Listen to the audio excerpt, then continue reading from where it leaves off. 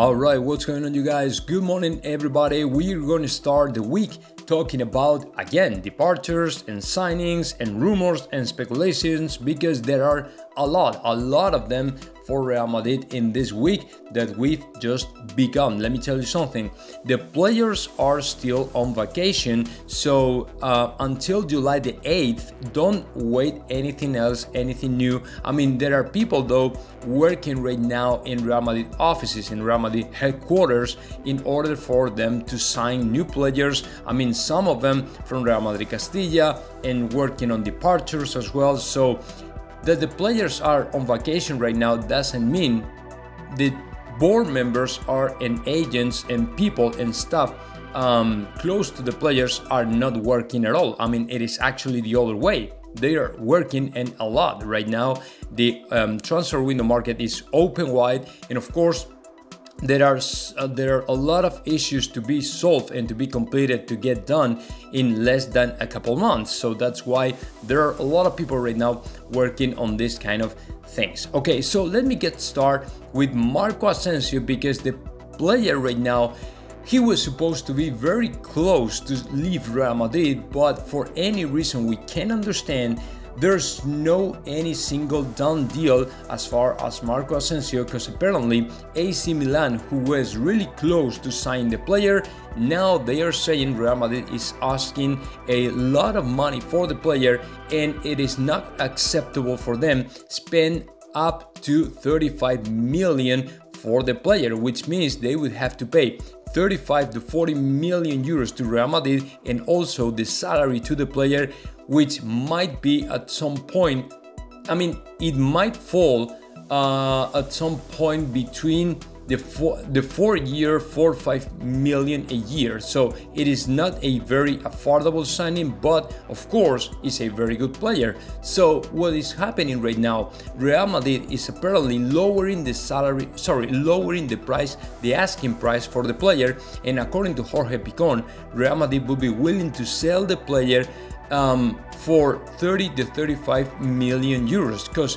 right now the top priority for Real Madrid is pretty much to get rid of the player and to be able to sign another forward for the next year. So that is probably the main target in Real Madrid. That is probably the main reason why they are lowering the asking price for Marco Asensio. But apparently Jorge Mendes is not okay with that, and apparently the agent has been hinting to the player to say no to every single offer in order for him to leave Real Madrid next year for free, which is not fair, because Real Madrid wouldn't not receive any single euro for the player.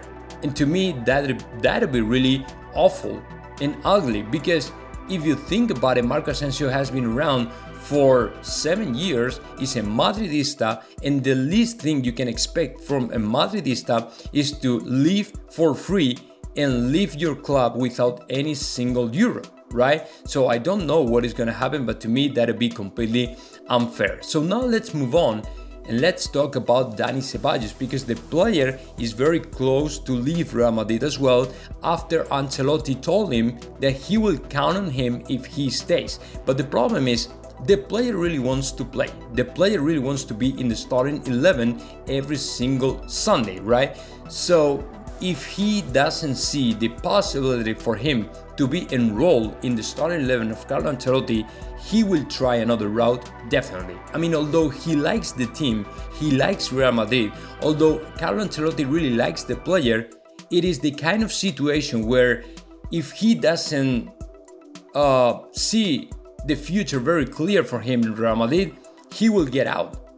He will go out and find another team, probably Betis, if he thinks he will play every single game in Los Verde Blancos, right? So to me, there's no point in staying in Real Madrid thinking you're going to play every single weekend, when in reality that is not going to happen. I mean, if you think about it, Ceballos is the 7th midfielder of Real Madrid, and there are more players than ever before ahead of Dani Ceballos and others. I mean, we have the Camavinga, okay? We have to Fede Valverde, we have to Tchouaméni, we have to Luka Modric, Toni Kroos, so it's gotta be a cutting throat competition for next year. So I'm not pretty sure if Dani Ceballos will be the first or even the second choice of Carlo Ancelotti for the midfield of Real Madrid. Okay, so now let's move on and let's talk about signings or possible signings, transfer rumors and speculations. And let's talk about Serge Gnabry, because this weekend David Alaba has turned 30 years old, and in that party, to celebrate the party, Serge Gnabry joined the party of David Alaba. So there are a lot of people rumoring and speculating with the possibility for David Alaba to work on the signing of Serge Gnabry for Real Madrid.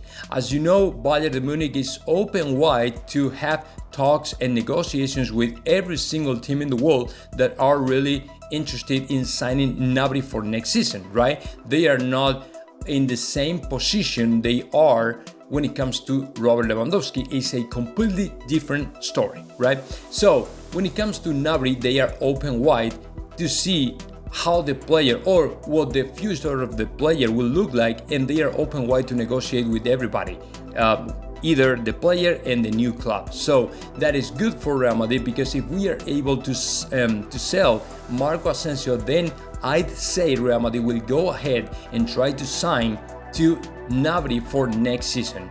I mean, the player is 26 years old. He scored 17 times last season and he gave 14 assists, which is good. It's a very good numbers for a player who plays actually in the right wing.